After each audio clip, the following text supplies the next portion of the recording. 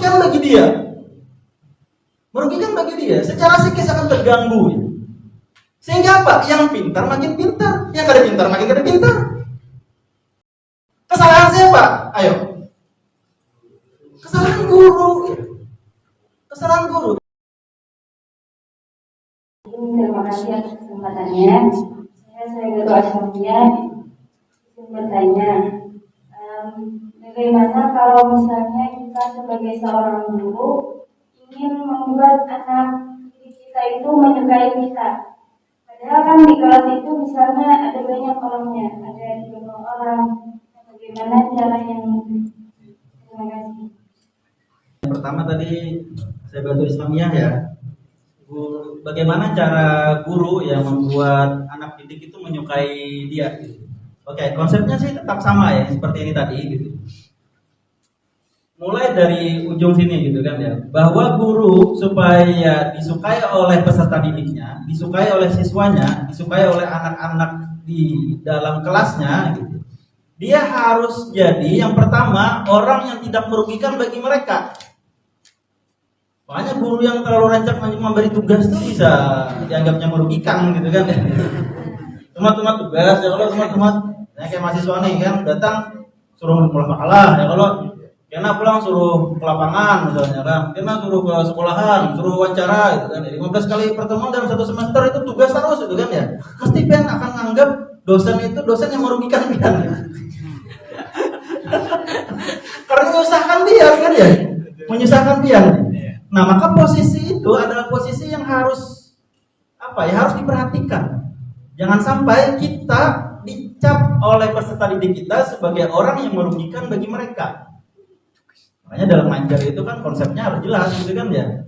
Punya rencana pembelajaran yang jelas gitu kan ya. Jangan sampai dalam tidak terkonsep misalnya kan ya. Terus guru ini misalnya ya, contoh kecil misalnya, ada guru yang selalu terlambat datang dan pulangnya cepat misalnya. Itu sebenarnya nggak merugikan bagi murid. Menurut si guru ya, yang harusnya misalnya 45 menit, 2 kali 45 menit misalnya.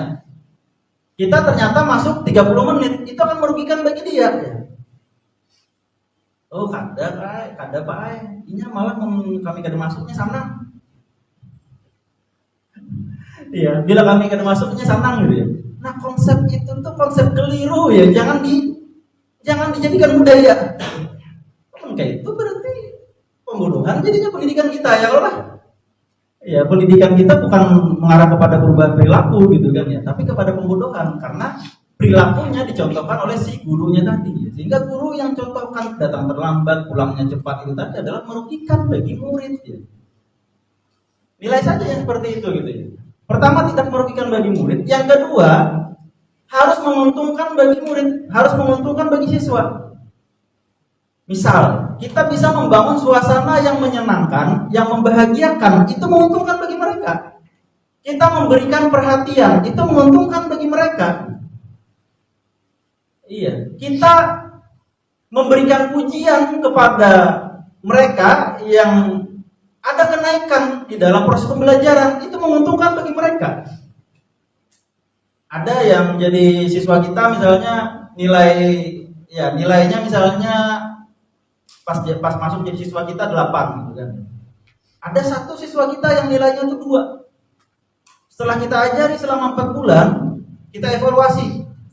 Ternyata yang tadi dapat 8 tetap dapat 8. Yang tadi 2 dapat 5. Si guru akan muji siapa? Yang 8 mesti. Pintarnya dapat 8 gitu kan ya.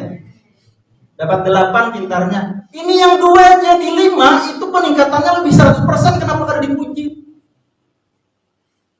Walaupun masih 5, masih di bawah 8, tapi yang 8 nggak berkembang ya. 8 tetap 8 selama 4 bulan. Berarti Anda nggak berhasil. Tapi yang 2 jadi 5, berarti Anda berhasil. Sehingga yang harusnya dapat pujian itu yang dapat nilai 2 jadi 5. Tapi kan kita kadang keliru ya. Guru masuk kelas, setelah 1 bulan, yang disayangi yang pintar. Yang kada pintar, dihirani kada, dicueki, betapun kada didengari. itu merugikan bagi dia. Merugikan bagi dia. Secara psikis akan terganggu. Ya. Sehingga apa? Yang pintar makin pintar, yang kada pintar makin kada pintar. Kalau bahasa di Haji Rumai Rama tuh yang kaya makin kaya, yang kalau yang miskin itu kan. Kesalahan siapa? Ayo. Kesalahan guru. Kesalahan guru tidak bisa menempatkan nilai yang harusnya berupa kebernilaian, kebaikan, peningkatan, tapi hanya berfokus pada angka. Itu merugikan dan itu tidak menguntungkan. Makanya banyak siswa-siswa yang nakal itu pada ketujuh lawan guru-guru yang baik itu biasanya. Yang baik tanda kutip tadi gitu. Yang bila masuk yang pintar-pintar yang dituju, yang bila masuk yang pintar-pintar yang dipuji. Karena bila berbagi nilai yang pintar-pintar yang disuruh maju ke depan tepuk tangan gitu kan ya. Sedangkan dia iya. Kan ada kekeliruan gitu kan.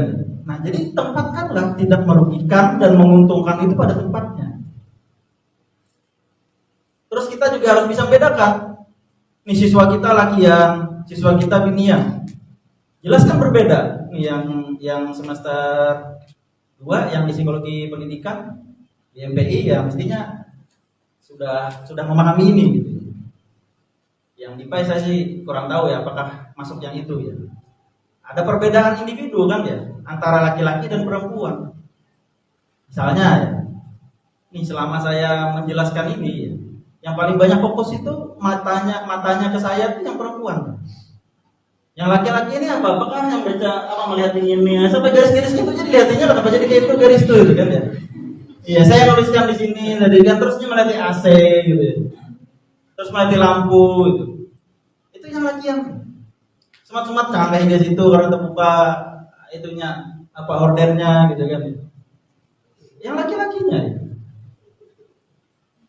Ya karena memang laki-laki itu seperti itu, laki-laki tidak memandang wajah, laki-laki itu memandang benda. Sedangkan perempuan itu lebih tertarik memandang wajah daripada benda. Nah ini kan dosa kita terusakan gini lah, ya Allah bahasan ini ya Allah, karena sudah selesai kelas ya Allah. Iya. Terus misalnya dalam otak perbedaan otak laki-laki dan perempuan misalnya. Otak laki-laki kan otak bermain ya. Otak perempuan kan otak analisis. Makanya yang paling sering suka baca buku itu perempuan. Anak-anak tuh, nah sampai umur 18 tahun lihat aja. Kita di SD misalnya di ibtidaiyah sampai SMP, siapa yang paling lancar lagi satu? Ini ya. Ya kan ya? Karena otak analisisnya sudah terbentuk, sedangkan kita sampai umur 18 tahun baru terbentuk. Kita waktu anak-anak itu katuju main bola, katuju main kelereng, main pitches, main nyambi, ya Allah main gambar, main tapak, main apa lagi, main bagong, itulah pian atau yang sudah generasi HP. Iya. Kalau ini yang esok ujian, ini hari ini baca buku, sorenya baca buku. Kalau kita esok ujian masih berkunjungan di sungai. Iya, yang lagi ya. Terus apa? Misalnya di kelas, si perempuan lebih disayangi oleh gurunya karena perempuan ini pintar.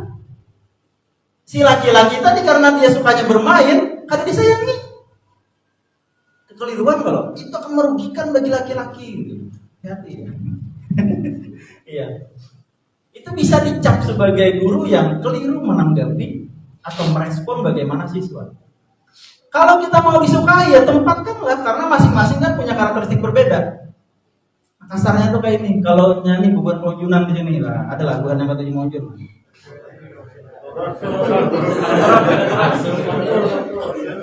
Iya. Amun nyama Mojun Popoyo umpamanya apa? Nah, karena enggak. Ini kada Mojunan, macam betakon Mojunan ya kan? Nah, jadi kalau Monjun baung bang baung. Puyau halus. Puyau halus. Puyau halus. Kira Monjun baung tadi pingin bungas.